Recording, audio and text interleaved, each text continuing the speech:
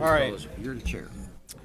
All right. Thanks, everyone, for being here. I'm going to call this meeting to order. So let's do a quick review of the agenda. We're going to talk about the ADA voting system replacement.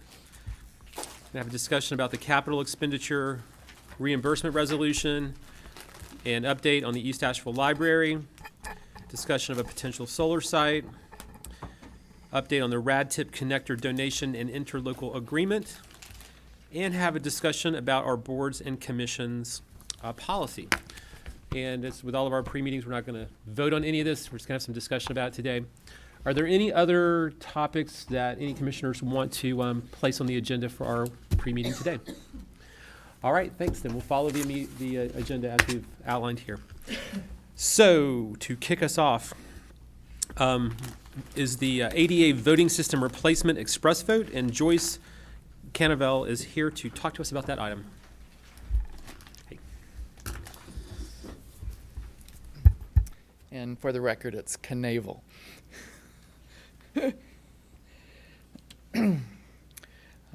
I'm interim director in replacing Trina Velez as she has moved on to the state board.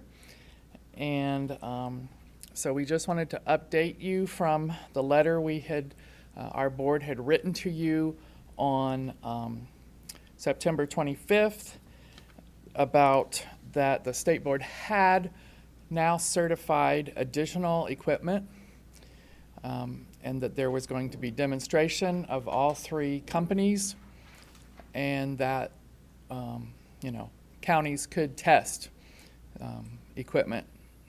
And so what we tested and what our board went and saw in Haywood County was the express vote machine, which is an ADA marking device that would replace our current auto marks that we've had since 2006.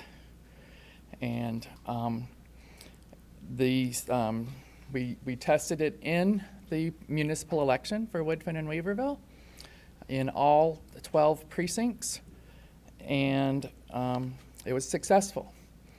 And so the Board of Elections voted on November 17 to continue with the purchase upgrade. And we have had in the past, in the Capital Projects Fund, $400,000 that you have set aside in past years. We were actually, the state board was slow in getting the machine certified. But we have gotten a bid from the North Carolina vendor, Print-Elect. They're the vendor for ES&S out of Omaha. And our bid is below that $400,000. It's $372,100. And so we would like to move ahead and make this purchase for 2020 elections. Any questions?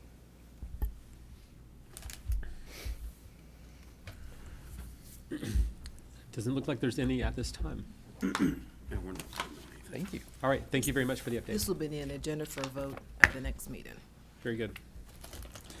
All right, next up, Don Warren is going to talk to us about the resolution for capital expenditure reimbursement.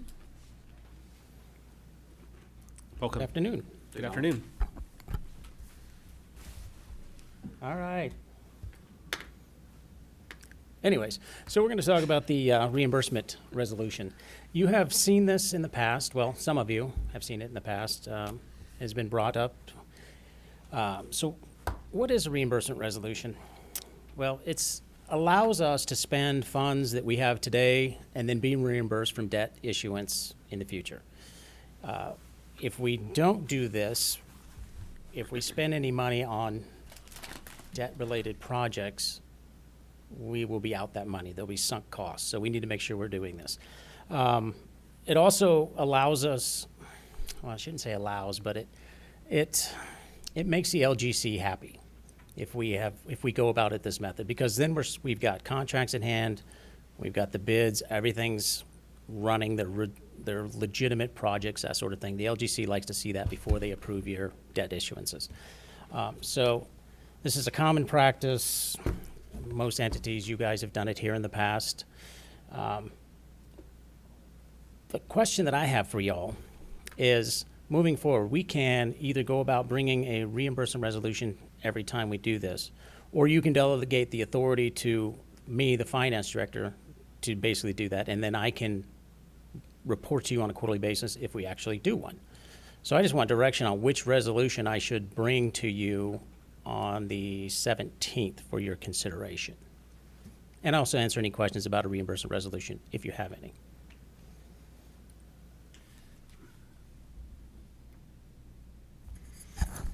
So the only comment I got is, this is a common practice.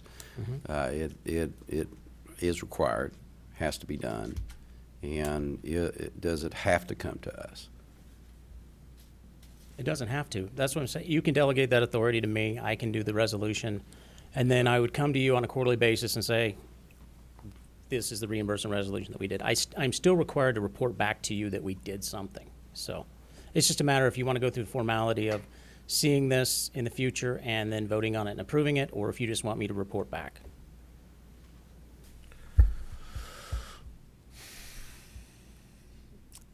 I'll just weigh in. One option, it's kind of the in-between, is to, have an approach where we would say, let's just put it on the consent agenda so it is approved, but we don't, kind of burn a lot of time in our regular staff meetings when we're got a lot of other competing needs that really usually need a lot of deliberation. So that might be one way to have the board approve it. If there's any questions, people can raise them, but I'm open to different ideas. I don't have strong feelings about it. I don't either, but that's not a bad idea, Chairman. All right. Consent? So, All right. I like that idea too. think about it. Yeah, keep us posted on what your thoughts Well, are. But there's a Hearing no real preference, I'll put this on consent for the 17th, and if you all want to pull it off and discuss it, we can always do that. yeah. Maybe eventually we'll see this enough that people just say we don't even. It's fine to just report it. Yeah. But for now, maybe that's the good place to keep it for a while. Great. That works for me. All right. All right. Thank you. Thank you, Mr. Warren. Okay. Next up is an update on the East Asheville Library, and we have Jim Bland and Mike Mace are also going to double team this one, maybe.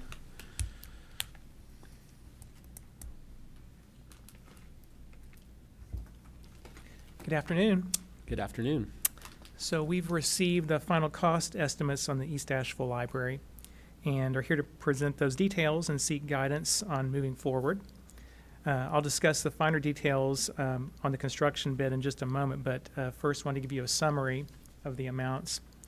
The budgeted amount for the project is $5,800,000, and our obligations to date are $489,514, and those include architect, engineer, and pre-construction fees to date. That leaves our remaining budget for construction of $5,310,486. And our construction bid total, which we received, is $6,487,952, which leaves a variance of $1,177,466. Below, you'll see we've listed some of the major variances for the project, which include site development, finished carpentry and casework, glass and glazing, HVAC, demolition and abatement, and landscaping. A major driver for those were construction cost increases since the project was originally given an estimate. And those that I've just listed there at the bottom alone total $681,472. Sure thing. Mm-hmm.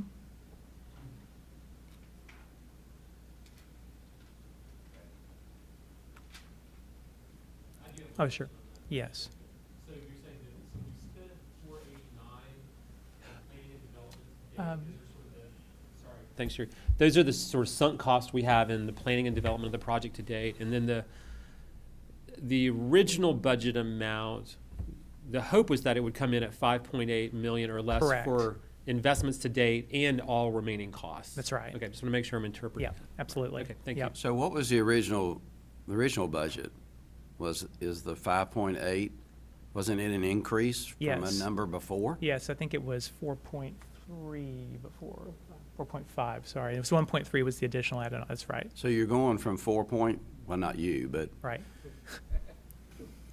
the original estimate is going from 4.3, which was given to us when? Do we, yeah, and if you don't have 4.3. that information, you can get it back to us. Whenever that amount, when we first started, 4.3. We can find that out.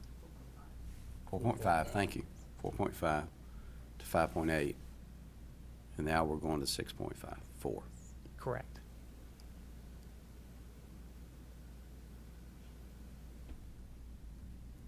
Oh, is there more to the presentation? No, there is, I'm sorry, I was, wait, yeah, there is. I didn't know if you had more questions, I'm sorry.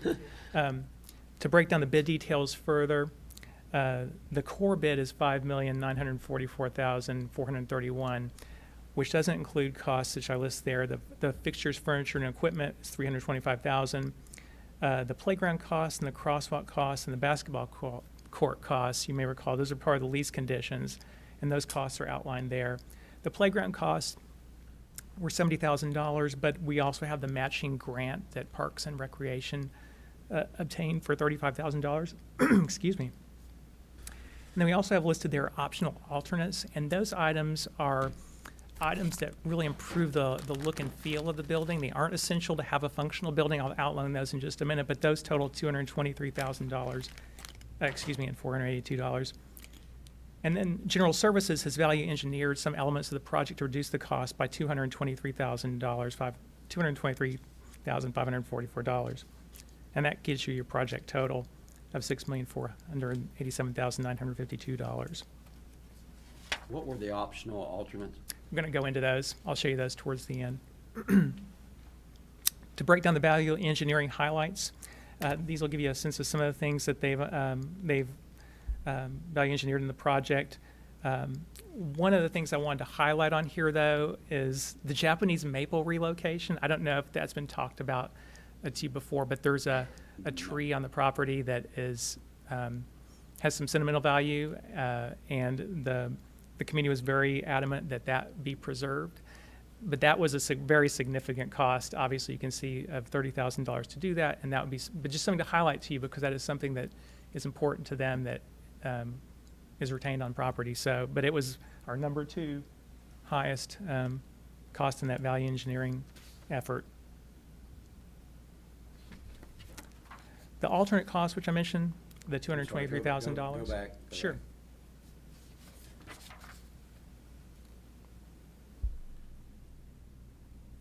Okay, thanks.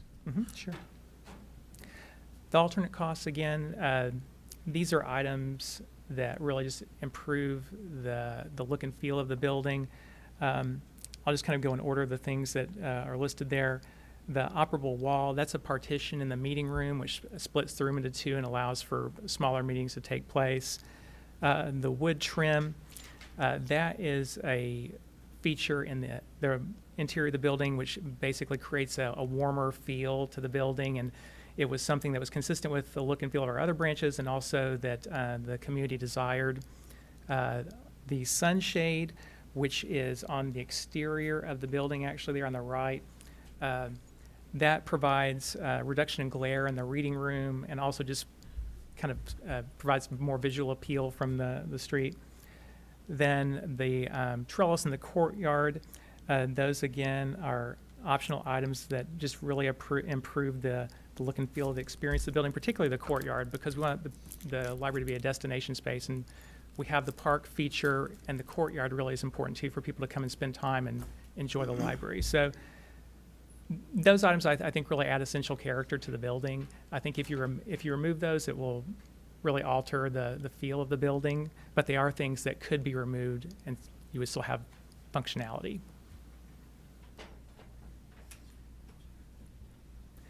Another thing to highlight to you that's come up that we feel you need to know, as you know, General Services is planning to release an RFQ for a comprehensive facility study for the county, and that will of course include the library as an option, which would also include East Asheville Library.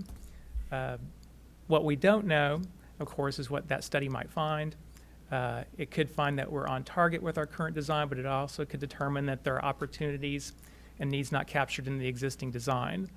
And we wouldn't know that, of course, until the study is underway and we're underway on construction. So that's something to be considered. If we were to consider deferring until that study is complete, the values that could arise from that, we could understand the space needs, of course, across the system, save and commit current funding to meet the future needs of the East Asheville Library, and also the design could be enhanced based on those findings related to programmatic elements. The risks, however, are that there could be construction cost escalation. In fact, I'd say that's a certainty given what we've seen so far with our current experience.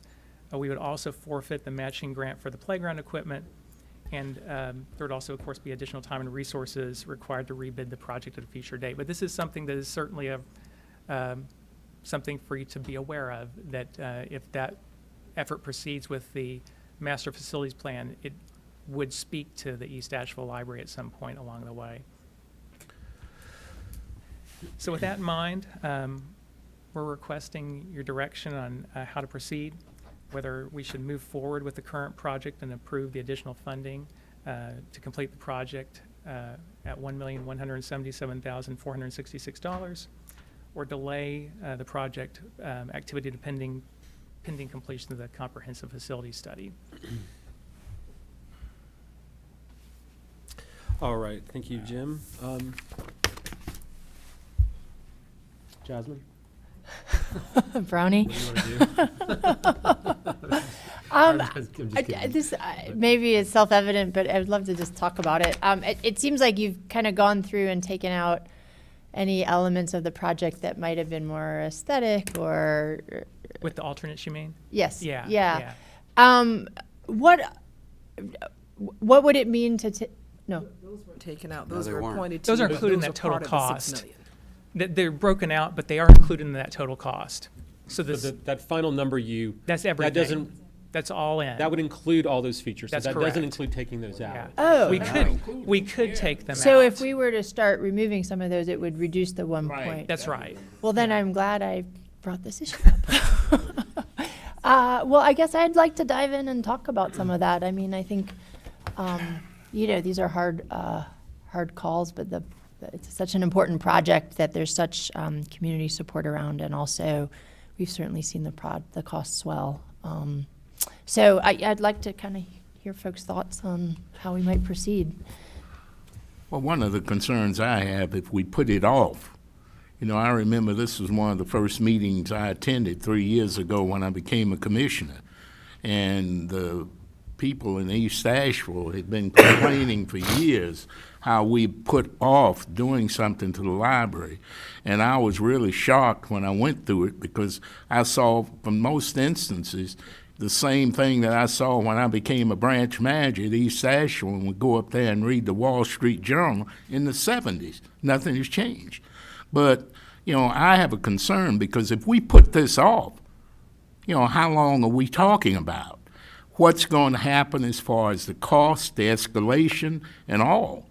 To me, it would be a nightmare for us. I have a problem with that, just as far as really making the best use of the taxpayers' money, to be honest with you, the funds.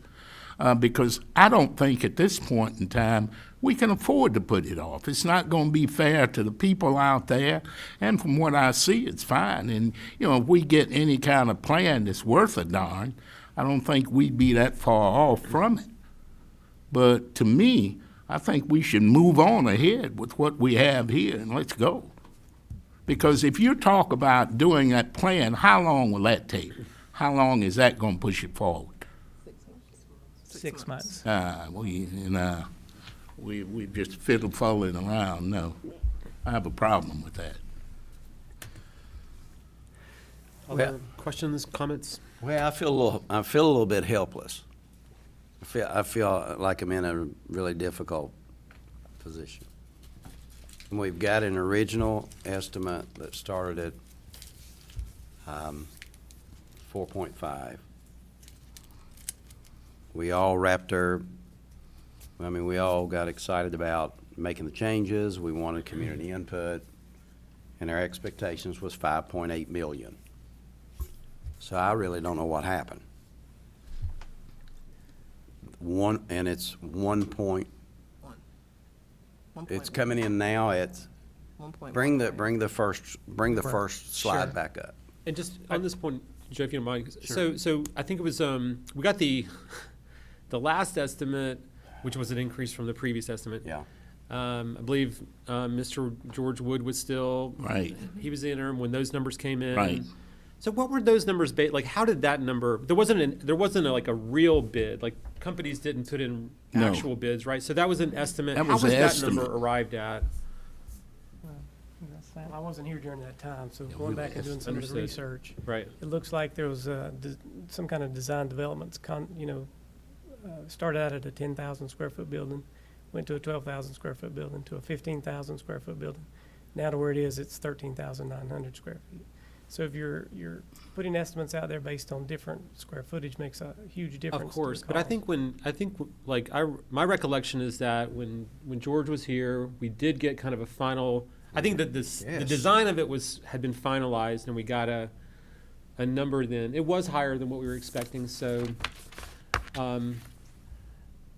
And we approved that.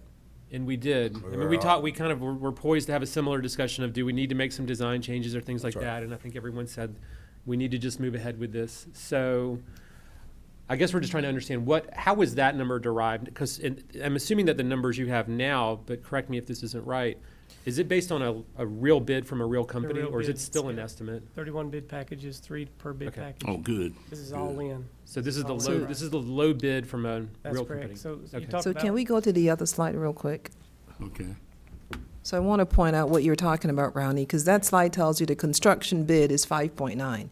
So if Right. you're looking at 5.8 versus 5.9, you're about $100,000 off. What was not added, if you look at the furniture and fixtures, then we had a lease with the city of Asheville, and they brought in the playground costs that needed to be done, the crosswalk, the basketball court. Those are because we're billing on the city site that they said those improvements needed to be made. So those are additional costs that were not part of anything that George would have had at that time. Including the furniture and fixtures and all of Right. that? It was just sort of like the physical structure itself, construction. not any of the... Correct. So So I why wanted to wouldn't make sure we, I point out those points. why would we not have had a conversation about fixtures, furniture, and equipment? I don't know why that I mean, would- it would have been our assumption, my assumption, that if we were replacing those, that would be in the 5.8. So if, to the county manager's, point, which thank you for bringing that slide up, the 5.94 million, if we were planning on doing fixtures and furniture and equipment, that would have been in that. I understand getting bumped by the city Right. with additional requirements. That we should have known that going in, but we may not have, for sure. Well, I'm sure we did. I do know, like, for site development, that was one of the bigger packages that came in, and it's $281,000 difference between 7 months ago and today's date. And that's the low bid. The high bid, if we'd have had to use it, would put it up another 600,000. So. Yeah, there's a lot going on. I don't know if, back in, when it was initially thought about, if it was closer to the building. Now it's been pushed back from the building. There's a lot more grading, there's 50-some parking places there now. Why did we push it back? I can't answer that question. I mean, if we're making changes to the original bid, it'd be good to know why. Yep. I mean, is it because, I would Not the bid. because we can't, I would We're- presume it probably has something to do with parking. That would be my Yeah. guess, I wasn't here when they but I don't know for sure either. did I interrupt you, County Manager? I'm sir. sorry. Were you? You're fine. But now, correct me if I'm wrong, this bid that we just got, the bids we put out, this is the first bids we've had. Yeah. Before, we were just working on estimates, Correct, right? correct. That we, Yeah. if that's the case, we got to get better at our estimates. I have one other question. Ms. Pender, can you remind us, what's the county's plan for, regardless of exactly where we land on the final numbers, what's the plan for financing of the project? Originally, we had planned on borrowing some of the money and using some fund balance for the difference. If we move forward tonight, next meet when you vote, our proposal coming to you next would be to finance the entire cost. So you would not be dipped into fund balance for that $1 million. It would be just financing it all at the 6.8, And 6.4. would this be on a standalone financing basis, or is it going to get folded into some other projects as well? It'll be folded in. I'm looking at Don, but it'll be folded in. It'll be folded with the in. others. All right. So, is there anything that, is there any way to reduce the cost? That will be the value engineering piece of the 200,000, which, to Jasmine's point, was the aesthetics that the community really asked to be on that site. But it still includes the optional alternatives. This does. So Yes. you could remove those, Two the, to- the alternates. Is that, yeah, Can you bring those up? sure.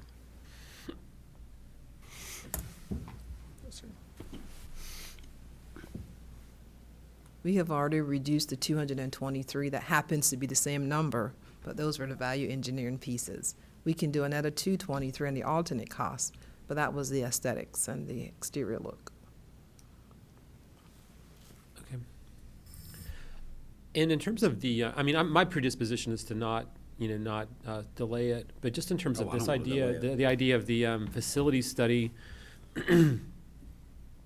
is part of the thinking there that, because it sounded like that might actually result in a more expansive project, Correct. not a less I expansive, wouldn't. right? I So it's not a, wouldn't- No, no. Okay, so- I would predict that if you do that, you're not going to reduce any costs. You would be looking at something potentially more substantial.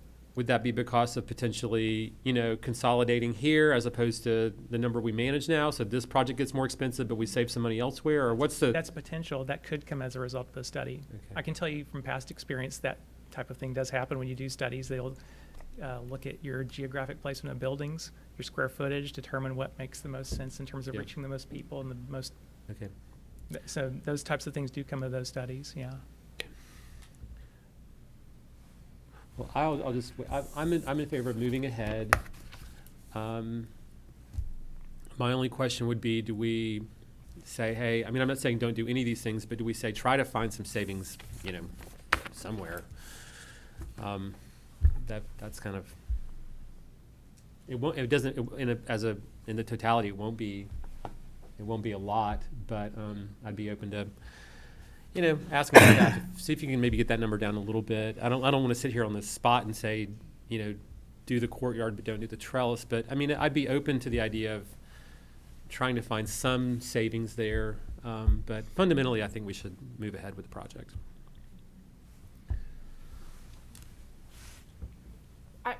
I'm in general agreement with that.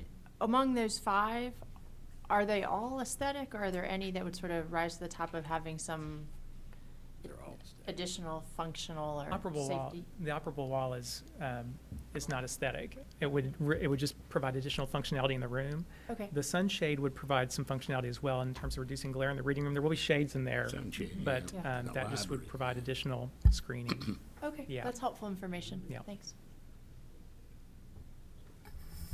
I'm hearing the consensus is to move forward with the project. So we'll bring this back next meeting with the award of the bid plus the financing conversation, Okay. right? So I think with that, we should, this is my opinion, we just come out of a affordable housing, a housing committee meeting, and we were talking about, numbers that come in here, and then they come in, later, and, there's more money. So I think it makes sense, just from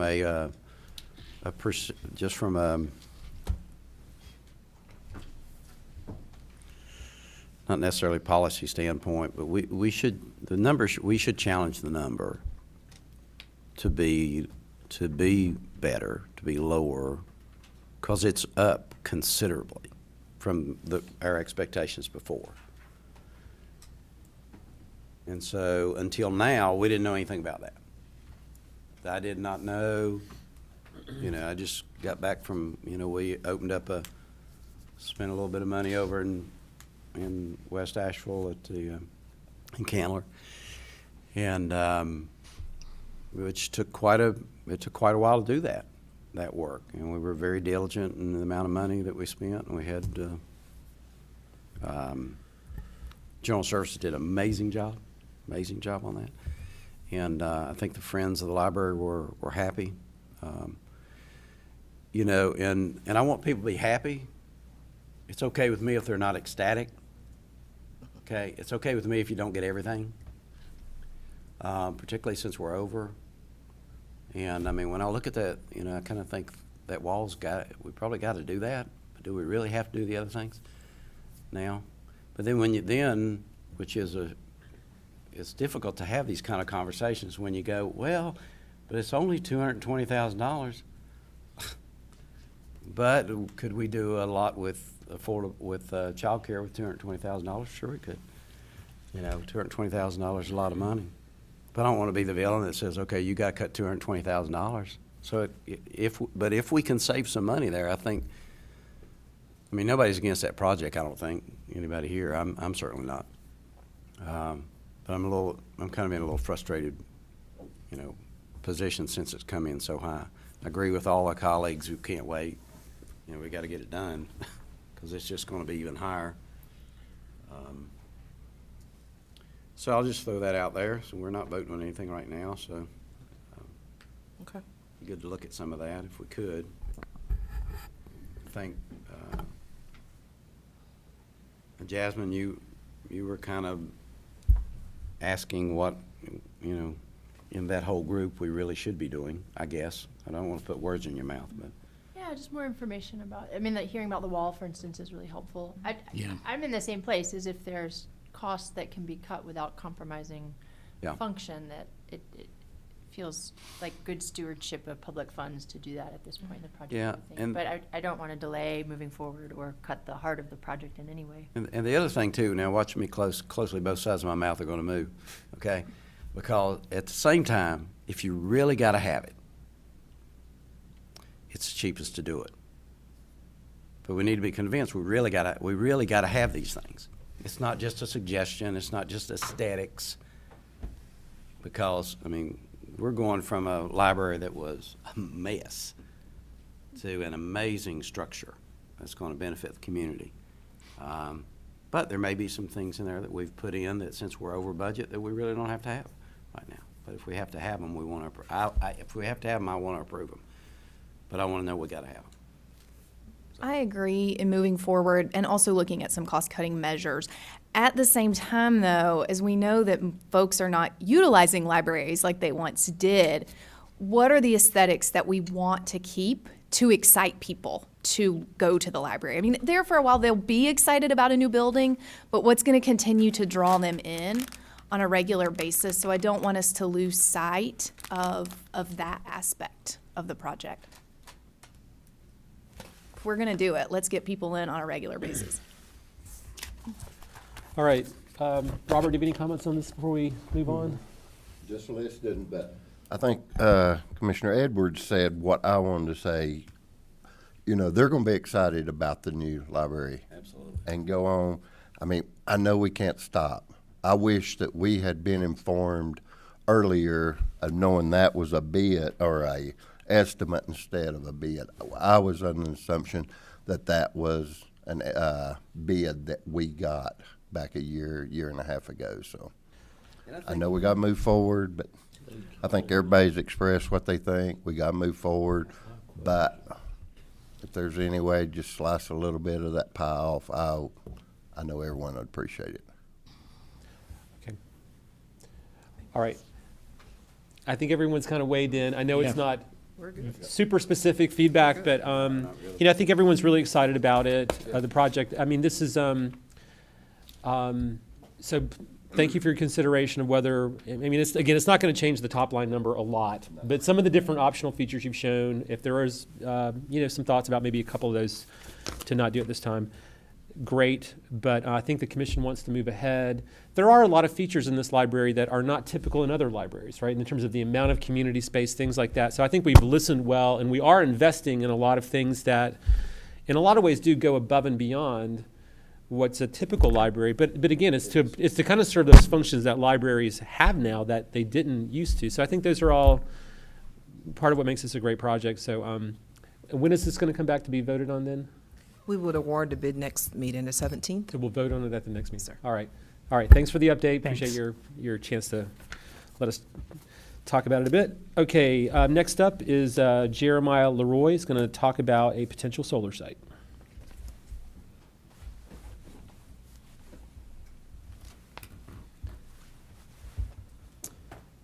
Good afternoon. Just here to give you a brief update about as you said, a potential site that we're looking into for utility scale solar.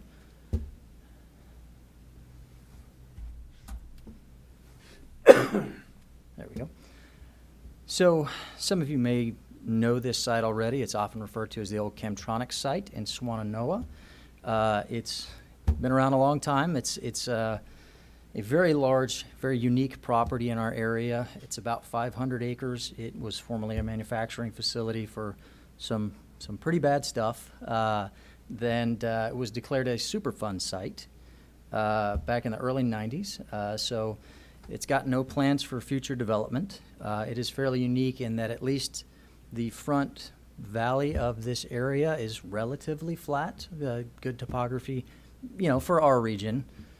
So it's a really interesting opportunity for us to look at.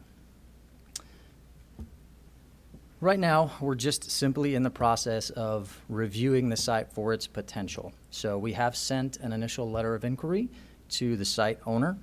That owner did express some interest in at least working with us to determine the viability of potentially moving forward with this site. So we have requested an additional site visit to continue further evaluation. The one thing that the site owner did point out to us is that they have built some pollinator habitats out on this site and that they want us to be cognizant of that. So we plan to map out those pollinator habitats and potentially look to bring in other resources to increase those pollinator habitats if possible. As well as just basically they're looking for us to create a plan, come to them with what our plan might look like to move forward on a potential solar installation for this site, and then see if we can't work out some sort of an agreement with them to, potentially lease the land and then look to develop it. So, at this point, we're really just sort of kicking the tires on this process. There's not a lot really to discuss going forward, but we will continue to update the board as we move forward. And if we're able to come to an agreement with the site owner, we'll come to the board to request approval. And I need to apologize because these slides are actually on our last agenda after the solar RFP discussion. But after we voted on it, I was already thinking about the next agenda, so we just moved on. And so we were actually supposed to cover this at the last meeting, and that was my oversight. So sorry about that. Thanks for bringing it back. No problem. Okay. So that's So- it. Yeah. Okay. Very short and sweet. So I got one question. Absolutely. So in your department, yes, my understanding is we have an RFP out to look at solar on our buildings, right? We will. It's not out yet, but it will. Yeah. What So we came to it's- is to issue that probably in the next. So I may not have a concern about this property, but I have expressed concern about available land in Buncombe County, and we had someone try to come in and do a major solar, but they were outside I think it was in Swannanoa. It was on some steep slope. Mhm. Very, very, which would be very concerning to me in removing that, in removing the trees and and all the undergrowth. I would have to look very carefully at it because, poor management of that can create, some of the messes that's going on in California. And we have to be very, very, and I don't know if the county wants to get into that. I mean, again, we have limited space and limited, flat lands and farmlands and available land. And we have had a couple of, in the last few years. I'm wondering why someone hasn't, we've done brownfield, construction, and I'm wondering, I'm not very familiar with the piece of property, so I'm wondering why we haven't. So Commissioner, the difference between the brownfields, most of the times you can rehab those and have construction on those. This site is a Superfund. There will be no construction on this so site. that's There will the be no difference. commercial, correct. Yes, this was some bad stuff that was Just there. in the past. pollinator habitats or whatever you say. Correct. Are those bee houses, are you using big words to try to confuse me today? It's basically just planting Plants things with like native flowers. flowers and things That's to kinda bring in what I thought. species like So- bees and monarch butterflies and things of that nature. Yeah. Yeah. So, and those can cohabitate. We could have the flowers as well as the site for solar. Absolutely. But you couldn't put retail or property on this property. Well, there's certainly no harm in looking at it, so thanks for bringing it. Sure. All right, any other questions? All right, and, so I appreciate the update. I'm glad we're looking at this, and of course, I'm excited about the solar RFP that we're doing. Looking forward to getting the feedback on that from groups that are interested. But, but part of what the solar RFP shows us is that while we should certainly look at our rooftops as locations for solar, we're not going to get to our 100% goal just with using our rooftops. I mean, just the amount of real estate that we have, in some of these multi-story buildings, they just don't have big roofs. So we should definitely use them where they're in a physical condition and meet the other criteria for good projects. But we're going to need to do, rooftops and in appropriate locations. I agree. You don't want to be going up on, steep slopes, things like that. And being in the part of the state we're in, we've got a lot of steep slopes. So I think kind of looking at these sites where there's not a lot of other uses of them, and the topography is more moderate, the grid infrastructure's there. These are kind of unique opportunities. So I'm really happy we're taking a look at it. Any other? Sorry, I think one of you said this. What's the acreage again of the site? It's about 500. 500. Big Great, piece of thank you. Only a certain portion of that would be usable. Yeah. Great, thank you.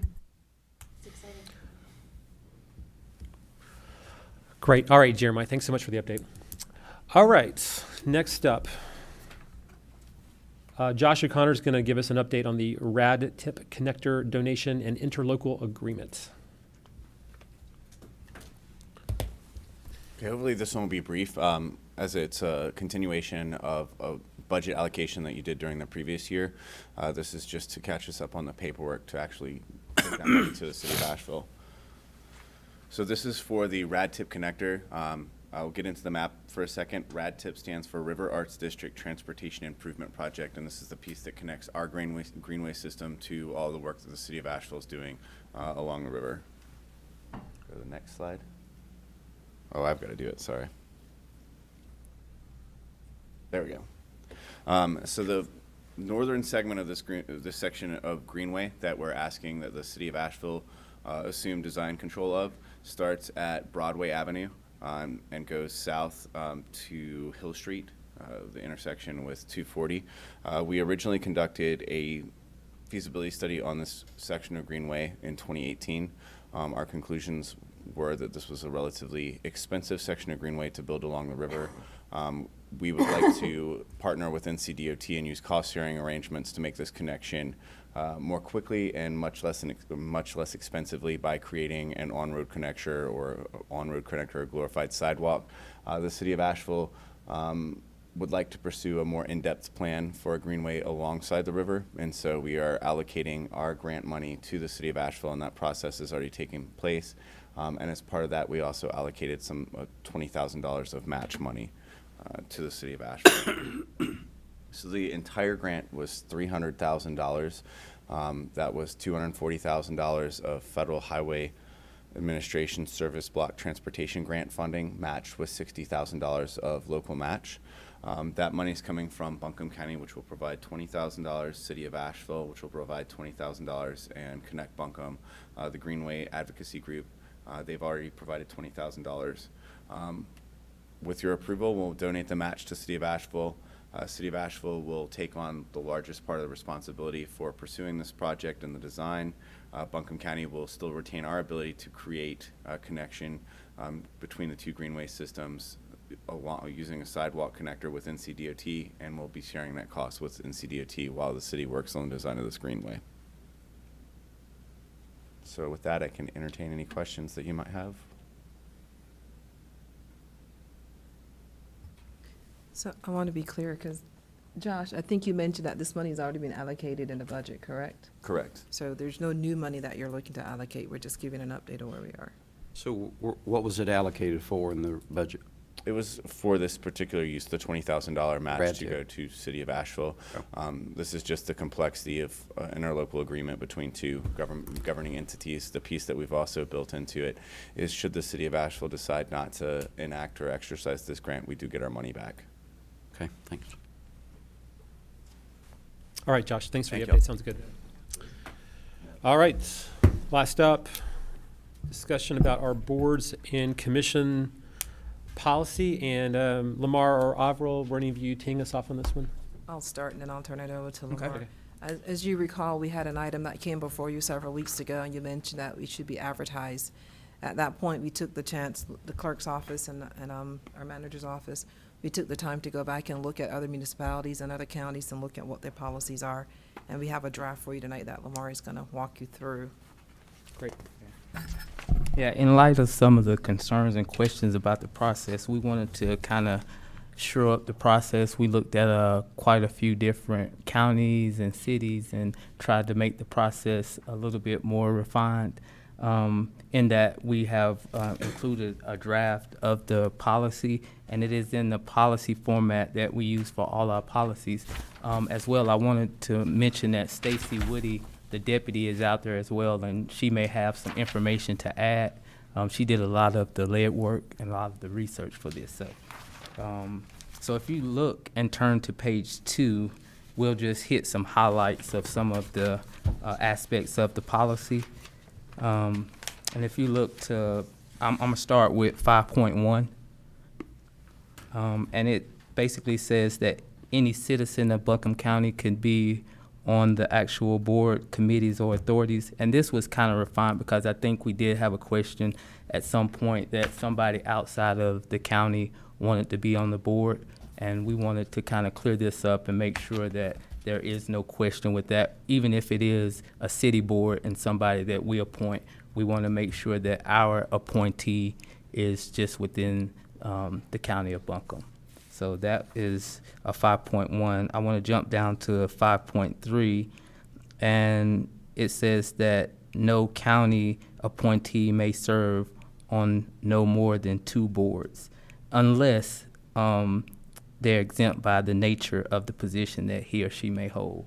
And that could be something as far as a board that has to have a finance director or something of that nature on the board as well. Can I ask one clarification on that one? Sure. When we say they're not going to serve on more than 2 boards, that means 2 county-appointed boards. Correct. Okay. I might want to just make sure that's, is that clear enough, or if it's? Yeah. Mr. Chairman, just one, I think one clarification for dual office holding, that this would not be applicable, or just for the board's To commissioners. benefit, it wouldn't be applicable to ex officio positions that this board appointed like TDA officials to. Because if a member of this board is appointed to a board to serve on behalf of this board, that's part of this board's duty, so it doesn't count as a second board. That's acceptable. So it's not applicable to that. Yeah. Thank you for clarification. And we'll jump to 5.4. And the terms will be limited to 2 full consecutive terms in any one position. And that's included in there because on an unexpired position where we reappoint or we appoint somebody for that position, that won't count against that person to have a term limit. So they may be able to serve more than 2 terms, but it won't be a full 3rd term. It would be on the expiration for whatever the person either resigned or that nature or were terminated from the board. And the next highlight was if they miss 4 consecutive unexcused meetings and fails to attend 75% of the regularly scheduled meetings, that they can be dismissed. He or she may be able to be dismissed from the board. The next aspect of the board is that we would relegate the committee to not have any immediate family member employed by such an agency or department, or where appointment could result in financial conflict of interest. We looked at a couple of counties, and this was an important part that we didn't have in our policy. We thought this would be something that would be good to add to that. We wouldn't want to have any conflict of interest, and obviously we know there's a conflict of interest clause for each board, where somebody's on the board that they may have to then excuse themselves for voting, but that would be in addition to this. This is being appointed to that board. And we definitely can, if we need to have further discussion on this or there's any concern, we definitely could talk about this. And you have questions, I see. Well, yeah, I mean, I think that, because the question would be, if you're saying, you know, somebody wants to apply for a board, but they couldn't be considered if they may have a conflict of interest on some matter that could come before the board, would we want to exclude someone even if on 99% of the things that come before the board there's no financial interest, but they could have a financial interest in something? I don't know. Just where do you draw that line of because they would have to excuse themselves on any matter where they really do have a financial conflict of interest. I just don't want to make it so broad that we prevent good people from serving on boards and commissions just because of situations that might be relatively rare on their service. So, What? so to that point, what if you change the word could to would? And that is probably more of where we were going. It would already be established prior to that, before appointment, that they would have a conflict of interest. Not on a certain aspect that, like you said, 99% of the issues, they wouldn't have a conflict of interest. But going forward, we know ahead of time that there would be a conflict of interest. So we could change the wording to say would. You're not going to appoint somebody that would have a financial conflict of interest. Well done. We're good with the questions on that? Everybody's okay? Thank you. And this was important as well. When filling vacancies, we wanted to make sure that we advertise for 1 month. We also have established, we didn't want to necessarily put this in the policy, but what we're trying to do is update our website where we can go ahead and put the vacancies for a full year out there.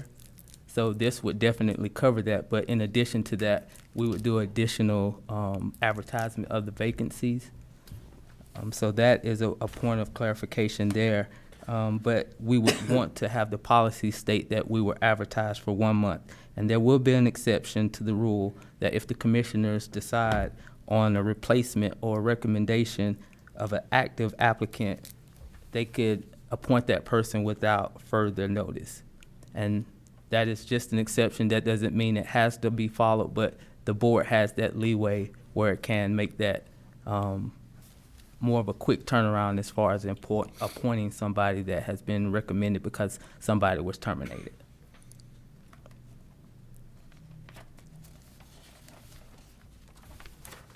We will also check the eligibility of all appointees or nominations for a particular position before they come to the board. And like anything, we may miss something, but if we get to the point where, you know, the board rises and says that, you know, can you check this, we can go back and either recheck this information or we can get with the agency that has presented the recommendation.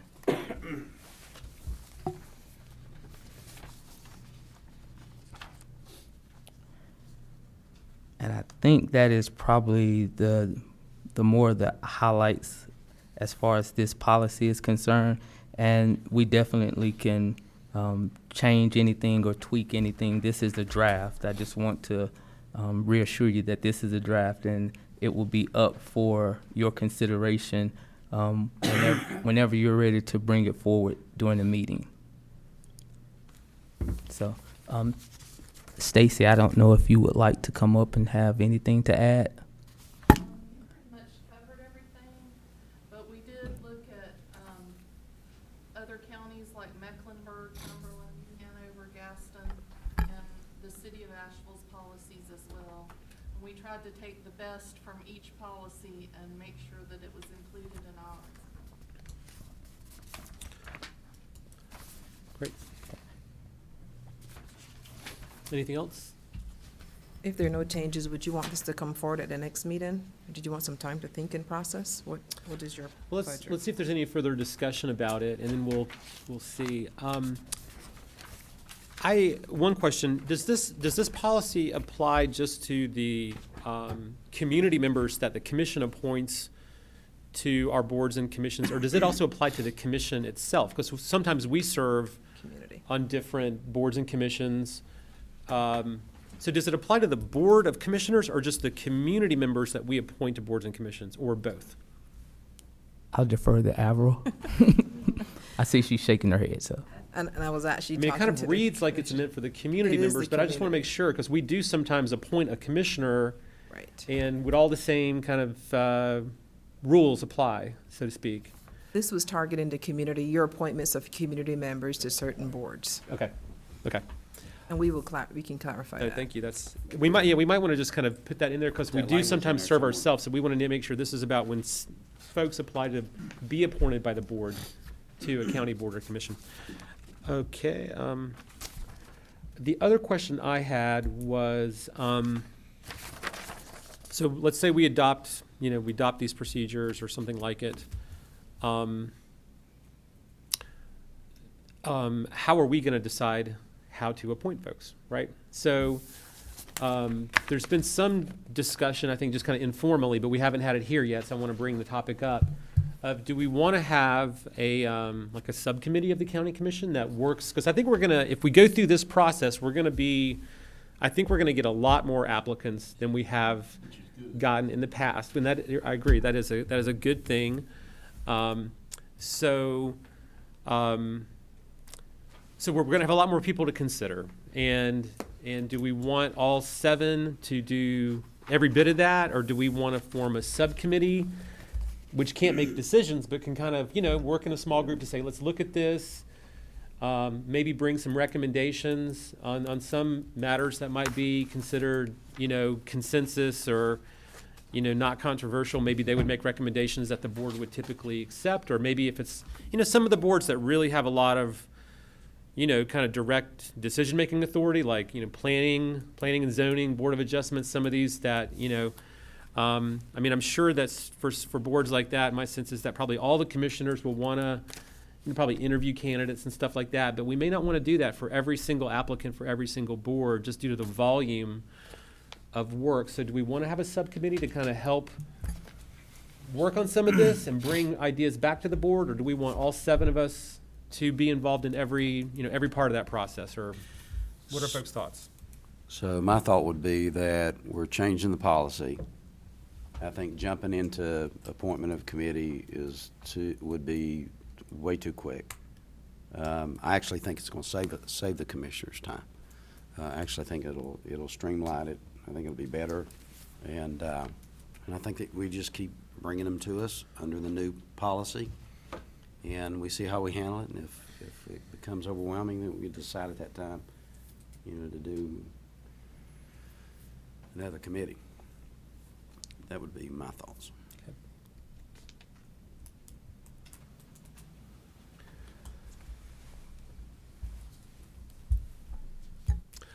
I'm open. Like my hunch is that we're going to need a committee, but as Commissioner Belcher says, we don't have to do that right now. We could kind of live into it a little bit and see how that works. See how much time it's taken for the board, and we don't have to make that decision right now. I tend to think it probably will be useful to us, but I'm in no hurry to do it one way or the other. Yeah, I like Joe's suggestion because it kind of acclimates the full board to the new policy and gives us more sort of informed basis to figure out process from here. So maybe we could try to say in a couple, after 3 months of doing this, we'll kind of revisit and see how it's working. And so I'd like to set some check-in point so That's a we great don't kind idea. of, it doesn't linger. All right, so maybe we'll do an evaluation in early next year after 3 or 4 months of having a chance to work on it. If we are gonna, for the boards where we are gonna do interviews, if we are gonna kind of say, hey, this is the whole board doing it, then I would really encourage the board to please try to make it to all those meetings, so that, because if only some people interview some people and other people interview others, you know, it's not really fair to the applicants. So if we're gonna do that, then let's try to be consistent.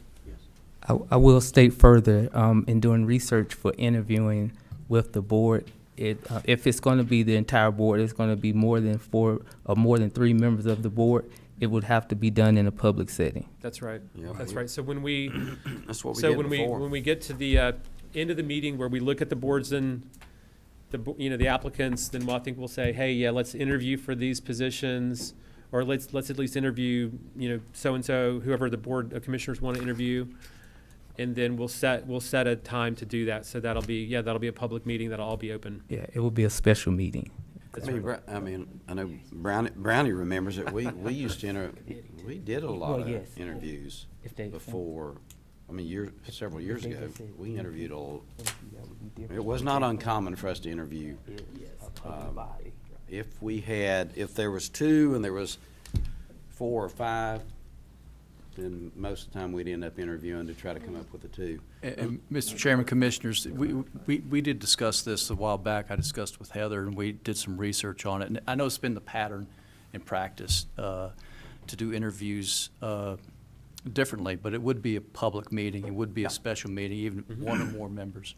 It doesn't matter if it's 3 or 4. It just 1 or more acting on behalf of the board, then it becomes a subcommittee of the board. That's right. Yeah. Well, And this subcommittee would then be a public body. It would That's then right. have a different quorum number. Sorry. The subcommittee. Here. The subcommittee would then become a separate public body, which would have its own number for a quorum. So if there were 3 on the committee, 2 would be a quorum, and you would still have to hold the interviews in a public. But we're not doing that, at least not yet. So when we look at applicants, we're going to say, okay, we want to do some interviews.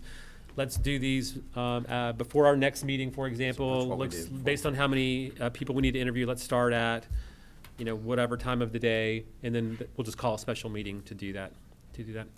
The one other just suggestion I would make would be, when we're looking at pools of applicants, if there's a board that we want to do interviews on, but if there's a ton of applicants, I don't think we necessarily automatically have to interview everyone. I mean, we might want to say, who here does the board want to interview?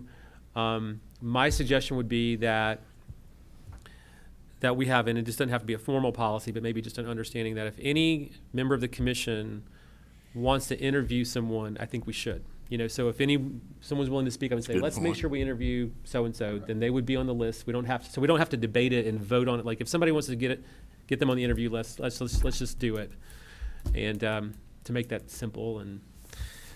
All right, any other thoughts on this topic before we move on? Maybe one last question, Lamar. So sometimes existing boards and commissions do make recommendations to us for folks who are applying for that. We're going to continue to allow that, right? Or we're not. I mean, of course we can't stop people from doing that. But that's not something that we're either telling people like, please do it or don't do it. Like if folks feel like they want to weigh in, that's something that they're allowed to do, right? Correct. This policy doesn't change that aspect. Okay. All right. Now, we'll need to vote on this policy, right? We will. So we can do At that the at our next next. meeting? We can do that at our next meeting. Okay. And on that last question though, but we're also not saying to boards and commissions, please give us a recommendation. It's more kind of in the ball's in their court. If they want to do that, they can, but they don't. There's not an expectation that they do that, right? Yeah, it's It better. it is not an expectation. What don't. we see a lot of times, it depends on how, how urgent the need for the position is. Sometimes boards are relatively small and have smaller numbers, and in terms of that, a lot of times they will do some of the footwork and kind of vet some of the people that they want to recommend. But I want to clarify, sorry. We will still advertise the position. They can send a recommendation in, but this policy says that we will advertise Still, that position, yes. but we will note to you who the recommendation is from that board. And we should. And we have an agenda item tonight with a lot of applicants for the Parks, Greenways, and Recreation Advisory Board. Should Yeah. do. Maybe we could just think that through for a second. I know we'll be discussing it tonight, but that process has not followed these guidelines. Was it publicly advertised? Okay. And is there a time sensitivity to those decisions being made? We can defer to Josh O'Connor, and it's his board. I would like for him to come up if he could. And I'm just asking because it's a new board we're launching. It's going to be a large board. And I just wonder if we might think about passing the policy and then launching, and then looking at the board. But if there's some urgency around getting the board settled and in motion. Well, we're not going to be able, sorry. I think I'd be better set if you got the policy in place and Absolutely. then tried to make that recommendation. Looking at the number of candidates that you have, you're going to have some selection criteria. You're going down from 25 to 9. Yeah. And I don't see a way to do that without some kind of funnel. And from your perspective, there's no urgency around the board needs to be settled by X, Y, or T? There's no time. Okay. I'd rather have a solid agreement on who is going to be on that board and how we're moving forward Great. with refilling it rather than doing it quickly. So we are getting questions about it, but I'll make sure to communicate that information to the people that are asking. Would Great, folks thanks, be Josh. comfortable with having the opportunity to discuss and vote on this policy and then proceeding with this, reviewing this committee? Yeah, because there's 25 applicants. Yes, 25 applicants. Did we say that we were doing these, making sure we had geographic representation on the Yeah, Parks and we Rec? did. Is that the one we? Josh, could you come up and just refresh us on the criteria? Well, but we said geographic to make sure, because of the new districts, that they wouldn't all be still in, they could not represent it. Okay, let's listen to Josh Ellis. Yeah. Correct. You did agree to have 3 individuals from each of the 3 districts. We have done some initial mapping.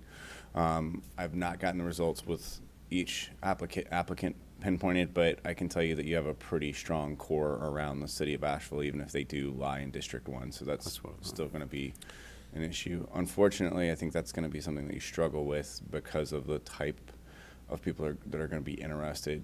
All those sporting events and things that would draw them into board participation are going to be centrally located. In terms of you said you've got a map, or is there some? I mean, I'm looking at the list now. There's not a way to tell just from looking at. Oh wait, I'm sorry, I didn't pan all the way over to the right. Never mind. I just answered my own question by sliding the screen over. I still Okay, get credit great. though, right? Okay, thanks so much. Thank you. So we're probably not going to make a decision on this tonight, but it's on the agenda. Why don't we talk about it a little bit more during the regular meeting and kind of figure out what the process we want to go through for that is. But it sounds like it'll be something kind of like what we're going to do with the policy. Thanks, Josh. One last comment. In terms of kind of getting the word out about this, Lamar, could I ask that when we get on the agenda to boards and commissions, that for those who are then going into that 30-day period of where we're gonna, could we have those listed so that basically, like in our meetings, we can say, hey, we are now taking applications for this board and this board, so that this is a great forum to kind of just help get the word out. So if we could just have that published, so we could announce that those are being actively solicited at that time, that'd be great. All right, we can do that. Appreciate it. All right, great. All right, thanks for everyone's input on this. That covers everything we had on our agenda. So unless there's anything else, we'll adjourn and we'll be back at 5 o'clock. Excuse, can I just state something I think Alfred wanted me to remind? Sure. As far as the meeting schedule for the 17th of December, we're looking to have a strategic planning at 8:30 that morning. And I think we wanted to move the pre-meeting up to 1 p.m. So would you like for us to do that? Or? Leave it at 3. For December 17th. Right, we have the strategic planning session from 8:30 to 12:30 that morning. Right? I'm looking at 8:30 to 12:30. As long as you feed us. We can do that. We can And then have a break and then, yeah. we can stop at McDonald's and get some nuggets. Oh, no. You get nuggets, you gotta go to Chick-fil-A for this cat, you know that. All right, strategic planning is from what time to what time? 8:30 to 12:30. 12:30. And we will Is it add, till we'll make 12:30? sure that's on your calendar. Yeah, it's on there. Yeah, it's on. Currently, it's 3 to whatever, 3 to So we can take a break and come back at 3 for the pre-meeting, or we can do immediately following. So that is our ask. What is your How long do you think preference? the pre-meeting will be? I mean, you gonna go full-time? D'Amica says yes. Yes, there's several items there, but it pulled up to look, so yes. I'm fine doing it at 1. I'm fine with that. Anybody? Does that not work for anyone? All right. Great. And just one other reminder, at our regular meeting tonight, we need to add under new business the appointment of vice chair. Yeah. So we need to do that tonight. So when we get there, and that'll need to be a consensus, right, since it's not on the published Yeah, we do agenda. that So pre-meeting. I hope everyone's for it because there's a state law that says we need to do it. So this is, so we're all in a lot of trouble if we don't do it. right. Okay. All right. Thanks, everyone. We'll be back at 5.